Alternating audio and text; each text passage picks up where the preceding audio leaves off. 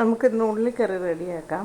ആദ്യമായി കടുവിട്ടു, അത് കഴിഞ്ഞ് കറിവേപ്പില, പച്ചമുളക് ഇട്ടു, അത് കഴിഞ്ഞ് 3 സവാള അരിഞ്ഞ് ഇട്ട് അതിനെ മൂപ്പിച്ചുകൊണ്ടിരിക്കുകയാണ്. ഇനി അത് കഴിഞ്ഞ് 3 മുട്ട ഇതിലോട്ട് ചേർക്കണം. ഇത് നല്ലവണ്ണം മൂത്ത് കഴിയുമ്പോൾ ഇതിൽ പാകത്തിന് ഇതിൻ്റെ മസാലപ്പൊടികൾ ചേർക്കാവുന്നതാണ്. മുളക് പൊടി, മഞ്ഞൾപ്പൊടി, മസാല, ഉപ്പ് ആവശ്യത്തിന് ചേർത്താണ് ഇത് കിണ്ടിക്കൊണ്ടിരിക്കുന്നത്.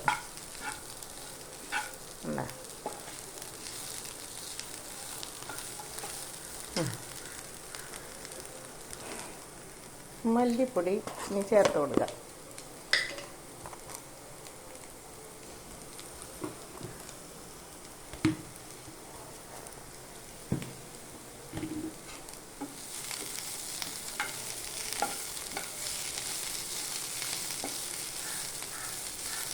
ഇത് നല്ല വയന്ന് വരുമ്പോഴേ അതിന് നല്ല സ്വാദ് കിട്ടും. നല്ല വയറ്റിയെടുക്കുകയാണ്. 1 പച്ചമുളക് ചേർത്തിട്ടുണ്ട്. പിന്നെ എരി കുറച്ചുള്ളവർക്ക് 1 ടീസ്പൂൺ മുളക് പൊടി മതി. എരി കുറച്ചുകൂടി കഴിക്കുമെന്നുണ്ടെങ്കിൽ 1.5 ടീസ്പൂൺ മുളക് പൊടി വരെ ചേർക്കാം. ഇപ്പം ഇവിടെ പലർക്കും ചിലർക്ക് എരി വേണ്ട, ചിലർക്ക് എരി വേണമെന്നുണ്ടെങ്കിലും മിനിമം മുളക് പൊടി 2 സ്പൂൺ മുളക് പൊടി ചേർത്ത് കൊടുത്തു. 2 ടീസ്പൂൺ. ഇനി മല്ലിപ്പൊടി 3 ടീസ്പൂൺ ചേർത്ത് കൊടുത്തു. ഇനി ഗരം മസാലപ്പൊടി മസാല വറുത്ത് പൊടിച്ച് വെച്ചിട്ടുണ്ട്. അത് മസാലയുടെ ടേസ്റ്റ് ഇഷ്ടമുള്ളതനുസരിച്ചിടണം. ഇതൊരു 1/4 ടീസ്പൂൺ ഇട്ട് കൊടുത്തു. ഇനി അടുത്തതായിട്ട് ചേർക്കാൻ പോണത് മഞ്ഞൾപ്പൊടിയാണ്. മഞ്ഞൾപ്പൊടി 1/4 ടീസ്പൂൺ.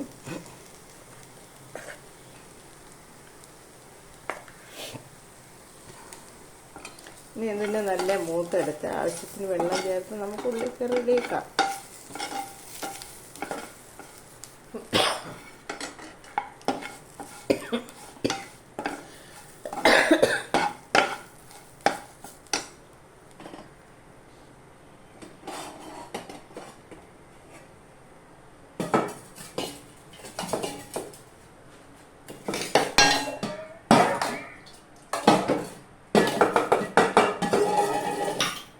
ഇനി നമുക്ക് വെള്ളം ചൂടാക്കി വെച്ചിട്ടുണ്ട്, ആവശ്യത്തിന് വെച്ച്.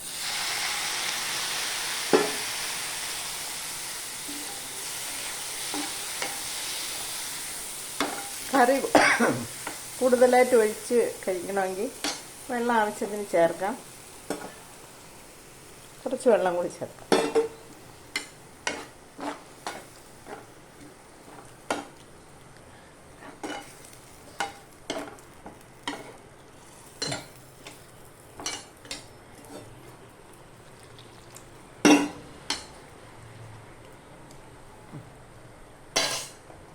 ഇതിലോട്ട് 3 മുട്ട ഇട്ടു. ഇതിനെ അടച്ച് വെച്ച് തിളപ്പിക്കും. ഇനി നല്ല തിളച്ച് വരട്ടെ.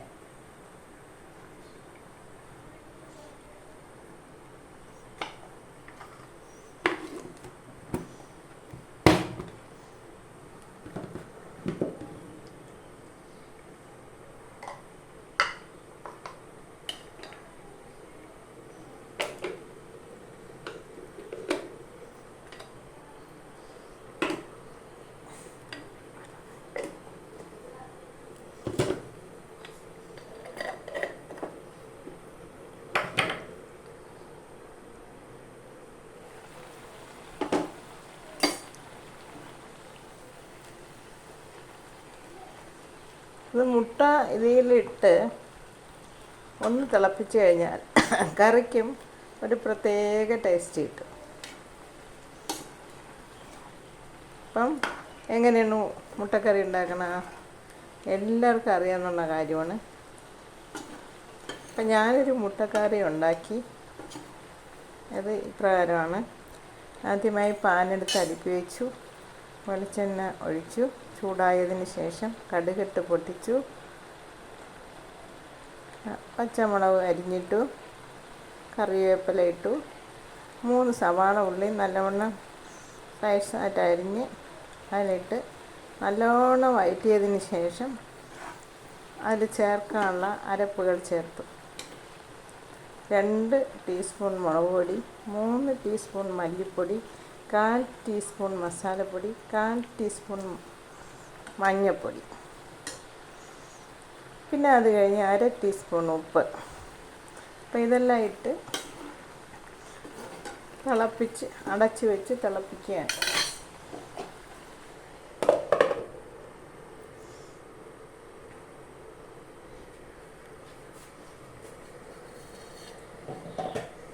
ഇനി സെർവ് ചെയ്യാനായിട്ട് ഈ പാത്രത്തിൽ മുട്ടക്കറി ഒഴിച്ച് വെച്ച് അടച്ച് വയ്ക്കുമ്പോൾ ചൂട് മാറാതെ കഴിക്കുന്നതുവരെയും ചൂടോടുകൂടി ഇരിക്കും. നല്ലവണ്ണം തിളച്ച് വന്നിട്ടുണ്ട്.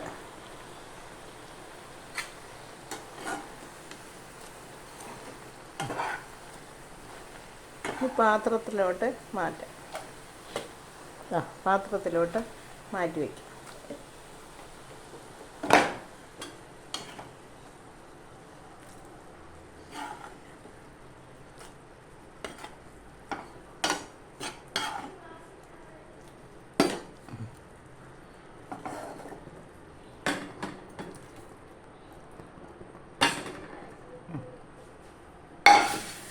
അങ്ങനെ മുട്ടക്കറി റെഡി ആയിട്ടുണ്ട്.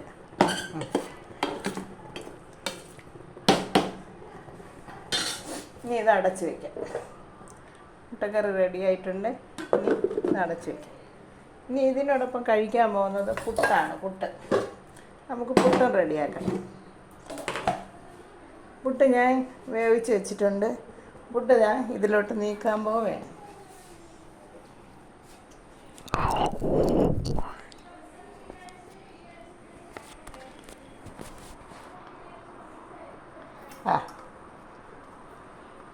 പുട്ട് ഇതിലോട്ട് നീക്കാൻ പോവുകയാണ്. പുട്ട് നീക്കി.